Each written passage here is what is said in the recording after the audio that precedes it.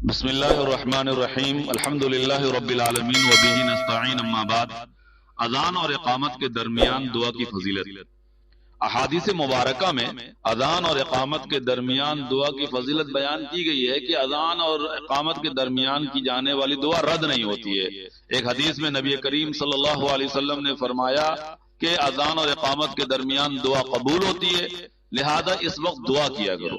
بعض روایات میں یہ بھی اضافہ ہے کہ جناب رسول اللہ صلی اللہ تعالی علیہ وسلم نے جب صحابہ کرام رضوان اللہ علیہ مجمعین کے سامنے یہ فضیلت بیان فرمائی تو صحابہ کرام رضی اللہ عنہم نے دریافت کیا کہ ہم اس وقت کیا دعا مانگے۔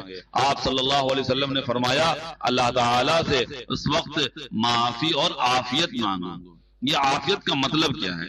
عافیت کے معنی ہیں کہ دنیا اور آخرت کے درمیان، دنیا اور آخرت کی تمام ظاہری باطنی غیر پسندیدہ چیزوں، تمام آفتوں، مصیبتوں، تمام بیماریوں، تمام بلاؤں سے سلامتی اور حفاظت۔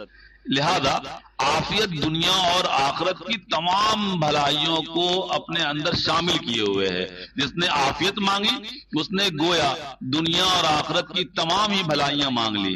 عافیت کی اہمیت کا اندازہ صرف وہی شخص کر سکتا ہے جو دین یا دنیا کی کسی نعمت سے محروم ہو۔ جب تک انسان عافیت میں رہتا ہے اس کی قدر و قیمت کا احساس کا اندازہ نہیں ہوتا، اور جب اس سے محروم ہو جاتا ہے تب اسے اس کی اہمیت کا اندازہ ہوتا ہے۔ عافیت کا جو لباس ہے یہ دین اور دنیا کا سب سے خوبصورت لباس ہے۔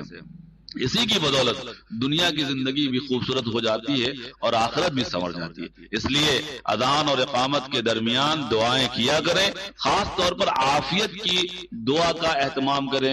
جیسے کچھ دعائیں یہ ہیں کہ اللہم انی اسألک العفو والعافیہ فی الدنیا والآخرہ، کہ اے اللہ میں تجھ سے دنیا اور آخرت میں عفو اور عافیت کا طلبگار ہوں۔